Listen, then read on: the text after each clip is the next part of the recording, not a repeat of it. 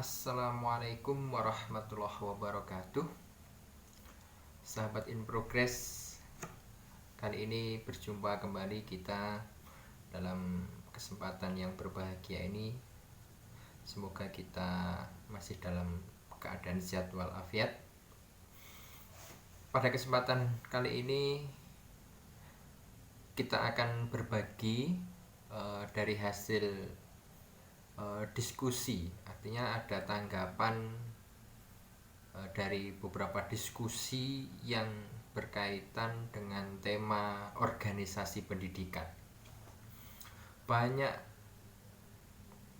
hal yang muncul dalam diskusi tersebut yang membawa saya untuk menanggapi ini secara keseluruhan atau secara umum, bahwa yang saya tangkap dari diskusi itu ada beberapa pertanyaan umum yang perlu kita jawab di sini, yaitu yang pertama kaitannya dengan jenis-jenis organisasi pendidikan beserta ciri-cirinya.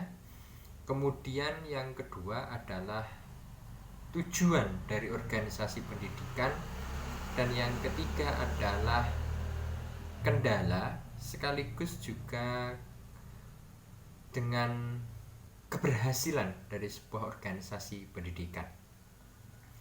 Baik, satu persatu akan kita urai, akan saya tanggapi dari itu semuanya. Mulai yang pertama yaitu tentang organisasi pendidikan atau ciri-ciri dari organisasi pendidikan.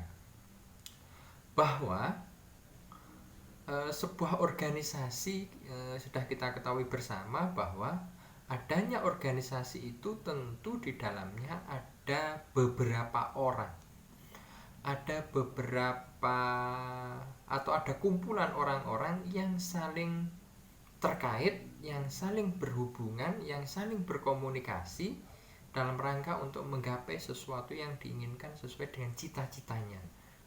Nah, itu adalah sebuah organisasi. Nah, organisasi pendidikan di sini tentu kita ketahui bahwa banyak sekali organisasi pendidikan kalau kita kembalikan dari pengertian itu, jadi bahwa adanya beberapa orang yang berkumpul untuk mencapai cita-cita dan tujuan pendidikan. Organisasi pendidikan di sini sebagaimana jenisnya ini terbagi menjadi dua. Yang pertama adalah organisasi formal. Nah, organisasi pendidikan formal atau organisasi formal dalam konteks pendidikan di sini, bahwa organisasi pendidikan tersebut dicirikan adanya struktur organisasi yang mengatur di dalamnya kaitannya dengan pembagian tugas, pembagian wewenang, adanya jabatan, kedudukan, atau adanya struktur yang mengatur pola gerak dari organisasi pendidikan itu secara jelas, secara tertulis. Itu adalah yang mencirikan utama bahwa organisasi pendidikan itu adalah organisasi formal. Adanya ciri yang jelas yaitu struktur pendidikan. Struktur organisasinya. Selain itu juga bahwa organisasi formal, bahwa seluruh anggota organisasi tersebut diikat. Anggota organisasi terikat. Terikat apa? Terikat oleh aturan-aturan organisasi itu. Ini untuk menyatakan bahwa organisasi pendidikan itu adalah tergolong organisasi pendidikan formal. Sebagaimana kita contohkan bahwa semua anggota dalam organisasi itu memiliki kartu anggota. Nah, itu adalah bentuk ikatan. Kemudian anggota organisasi, ciri yang lain bahwa anggota organisasi tersebut memiliki wewenang, memiliki tanggung jawab, yang mana tanggung jawab dan wewenang tersebut secara otomatis diberikan oleh organisasi kepada anggotanya itu. Nah, ini yang dari organisasi secara global berarti ini sebagai pelaksana tugas anggota, ini sebagai pengurus, ini sebagai pelaksana yang lainnya. Di situ ada anggota yang memiliki tanggung jawab dan wewenang. Kemudian yang ciri yang lain bahwa organisasi formal yaitu memiliki anggaran dasar ataupun anggaran rumah tangga yang tertulis. Jadi yang tertulis dan itu juga disahkan, dilegal formalkan oleh lembaga tertentu atau melalui musyawarah dalam organisasi tersebut. Itu adalah yang menandakan bahwa ciri-ciri organisasi formal. Nah, kemudian organisasi pendidikan yang memiliki ciri-ciri itu berarti kita kategorikan sebagai organisasi formal. Yang contoh yang sangat kelihatan bahwa lembaga pendidikan formal itu masuk dalam kategori organisasi formal. Karena apa? Karena ciri-ciri itu ada di dalamnya. Itu adalah organisasi formal dalam organisasi pendidikan. Jadi organisasi pendidikan yang memiliki ciri-ciri itu kita kategorikan dalam kategori organisasi formal. Kemudian organisasi informal. Nah, kalau organisasi informal ini adalah organisasi-organisasi yang ada di sekitar kita, yang terbentuk baik sengaja ataupun tidak sengaja, secara secara seketika atau karena adanya unsur kebudayaan, keakraban. Ini adalah organisasi informal. Karakteristik dari atau ciri dari organisasi informal ini ya hubungannya kaitannya dengan hubungan kita sehari-hari. Seperti halnya karakteristik masyarakatan, karakteristik pertemanan. Jadi tidak ada tanda-tanda formal di dalamnya. Karakteristik kepemimpinan yang ada di dalam organisasi informal ini ya karena adanya orang yang diikuti saja atau adanya orang yang disegani sehingga dia mengikuti apa yang diinginkan dalam perkumpulan itu. Contoh dalam konteks organisasi pendidikan yaitu kelompok belajar. Kelompok belajar yang terdiri dari beberapa orang. Nah, belajar itu kan tidak mesti anak kecil, tapi orang tua pun juga boleh belajar. Nah, belajar mengkaji kitab, belajar mengkaji pengetahuan-pengetahuan yang lain. Ada seseorang yang dalam tanda kutip mungkin memiliki kelebihan kemampuan. Nah, di situ ada yang mengikuti dan kemudian terbentuklah sebuah kelompok forum. Nah, forum belajar. Nah, di situ karakteristik pertemanan saja. Nah, itu adalah organisasi informal. Banyak di sekeliling kita yang terjadi seperti itu. Kelompok-kelompok belajar itu contohnya. Kelompok belajar anak-anak, orang tua, nah itu adalah organisasi informal. Jamaah-jamaah Yasin itu juga kalau di dalamnya ada konteks pendidikan, konteks pembelajaran agama atau pembelajaran yang lainnya, nah itu juga masuk dalam kategori organisasi pendidikan dan itu adalah organisasi pendidikan informal. Ini kaitannya dengan ciri organisasi pendidikan, bahwa organisasi pendidikan itu ada formal dan ada yang ada informal. Banyak sekali organisasi pendidikan yang ada di sekitar kita jadinya. Tapi bisa kita pilah. Oh, ini adalah organisasi formal, ini dalam kategori organisasi informal. Sebagai mungkin yang mempermudah kita ya, kalau organisasi pendidikan yang sifatnya formal ini adalah organisasi yang ya ciri-ciri tadi terpenuhi. Tidak mesti bahwa dalam organisasi pendidikan yang masuk dalam kategori organisasi formal ini tidak mesti lembaga pendidikan formal. Kadang lembaga pendidikan yang non formal gitu ya, non formal itu juga bisa masuk dalam kategori organisasi formal. Ini kan mungkin bisa saya ulangi dalam konteks jenis pendidikan. Dalam pendidikan kita ketahui ada 3 jenis pendidikan. Pendidikan formal, non formal, dan informal.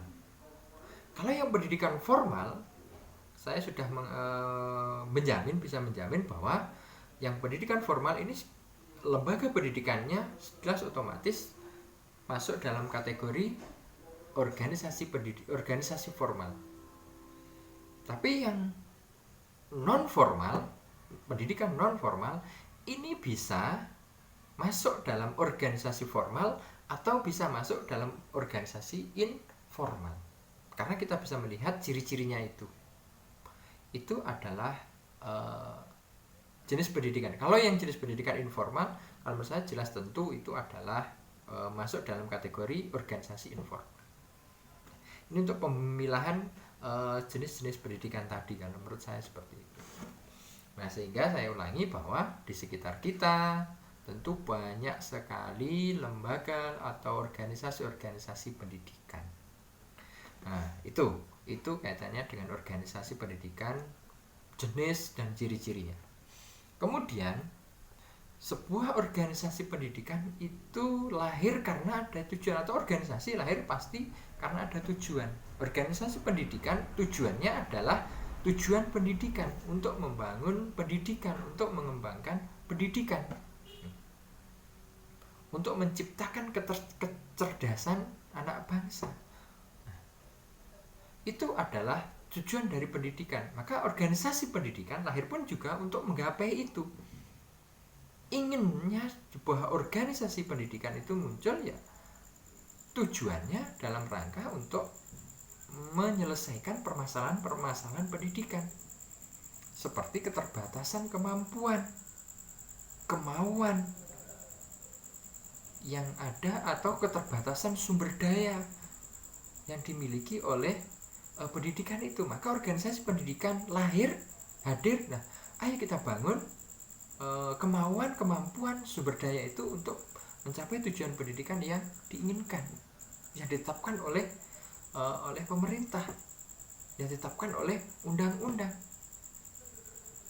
Kemudian tujuan yang lain dari organisasi pendidikan itu adalah untuk menciptakan efektivitas, efisiensi organisasi dalam rangka mencapai tujuan pendidikan. Pendidikan tanpa dilembagakan, tanpa diorganisasikan, tujuannya mungkin bisa tercapai, tapi belum tentu bisa berjalan secara efektivitas, secara efektif, secara efisien, secara terstruktur begitu perjalanannya. Mungkin tujuan bisa tercapai, tapi tidak ada ukuran yang, maka lembaga pendidikan, organisasi pendidikan tujuannya diantaranya itu. Kemudian tujuan yang lain bahwa organisasi pendidikan itu bisa menjadi wadah dalam hal pengembangan potensi peserta didik, pengembangan spesialisasi yang dimiliki oleh peserta didik ataupun pendidik yang di dalamnya. Organisasi pendidikan keprofesian guru. Nah, tentu di situ spesialisasinya adalah menjadi seorang guru. Lembaga pendidikan tentang sains. Nah, tentu yang dikembangkan adalah kaitannya dengan sains. Maka organisasi pendidikan tujuannya di situ. Ada spesialisasi pengembangan potensi di dalamnya. Yang jelas kemudian tujuan yang lain dari adanya organisasi pendidikan ini adalah kaitannya dengan pengembangan ilmu pengetahuan. Ini ini jelas pengembangan ilmu pengetahuan, tidak lain dan tidak bukan bahwa organisasi pendidikan ya untuk mengembangkan ilmu pengetahuan. Bagaimana tujuan pendidikan? Untuk membangun manusia yang berkarakter, manusia yang berakhlak, beriman, bertakwa, dan juga memiliki potensi yang meningkat. Itu adalah tujuan organisasi pendidikan. Nah, kemudian tujuan organisasi pendidikan ini tidak bisa lepas, ya, tidak bisa lepas dari organisasi, model organisasi pendidikan itu, dan juga tidak bisa lepas dari penyelenggara organisasi pendidikan itu. Karena organisasi pendidikan yang tadi kita bisa sebut bahwa organisasi pendidikan itu sebagai lembaga pendidikan itu diselenggarakan oleh organisasi yang lain, gitu. Nah, organisasi apa yang menyelenggarakan pendidikan itu? Organisasi satu adalah organisasi pemerintah, dan dua adalah organisasi masyarakat. Ada dua itu. Nah, kalau organisasi pemerintah berarti ini adalah di bawah naungan pemerintah. Kalau organisasi masyarakat berarti dia di bawah naungan masyarakat, kelompok-kelompok masyarakat.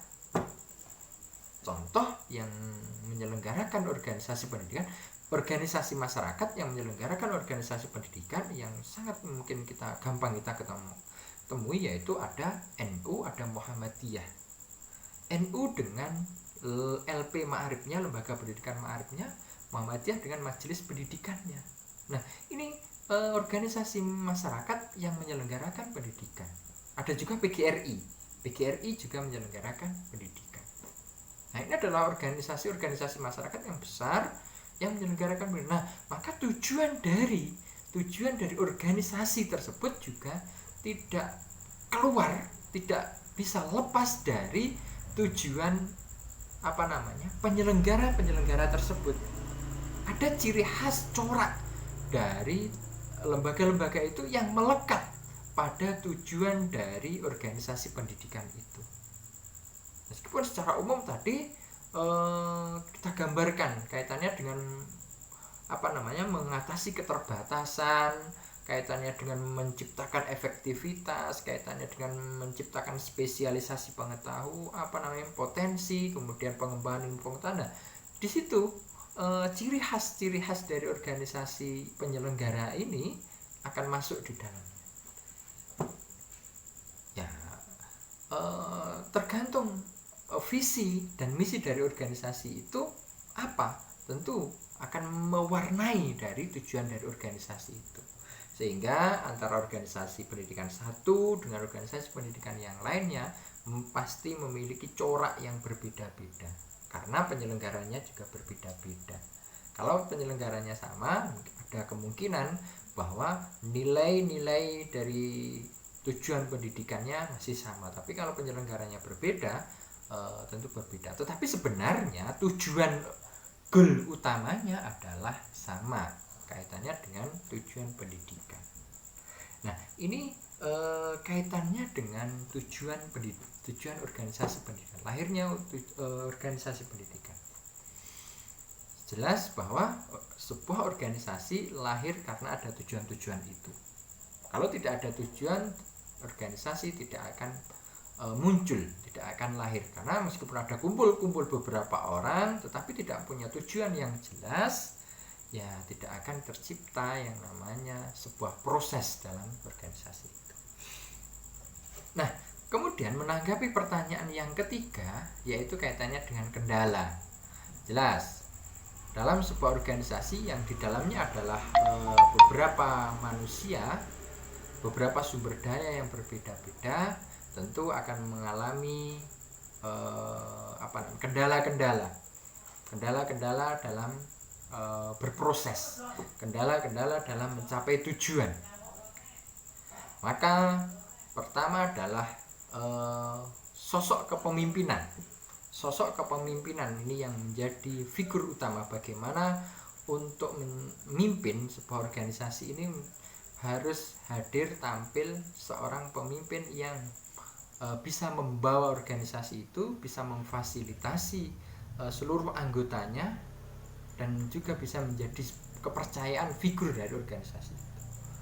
Kemudian kendala mungkin yang juga kendala yang lain adalah komunikasi.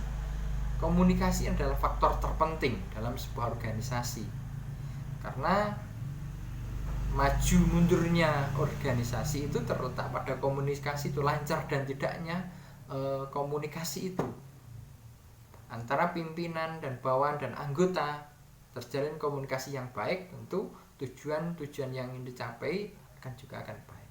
Bayangkan dalam konteks organisasi pendidikan ini, kepala sekolah tidak ada komunikasi dengan guru, guru tidak ada komunikasi dengan peserta didik. Apa yang terjadi? Nah, di sini apa yang terjadi? Tentu tidak akan ada proses di dalamnya. Maka komunikasi penting. Untuk memperlancar komunikasi itu ya harus adanya hubungan musyawarah, ada proses pembicaraan, proses pembagian wewenang tadi, supaya terjalin komunikasi yang baik. Kemudian yang terpenting lagi untuk menghadapi menyelesaikan masalah-masalah organisasi kaitannya dengan pengelolaan, kaitannya dengan manajemen. Nah, ini penting juga, manajemen. Bagaimana untuk mengatur sebuah organisasi itu harus menggunakan manajemen, menggunakan fungsi-fungsi manajemen: planning, organizing, actuating, dan controlling. Nah, itu untuk mengatur, mengurus organisasi. Apa yang diurus ya sumber daya yang ada organisasi pendidikan itu. Baik bagaimana menyusun program pembelajaran, maka manajemen harus pengelolaannya harus baik di situ. Manajemennya harus baik agar organisasi itu bisa berjalan dengan baik dan organisasi itu bisa besar, tujuan dari organisasi itu bisa tercapai. Nah, ini kira-kira tanggapan saya dari secara umum kaitannya dengan beberapa diskusi yang membahas tentang organisasi pendidikan.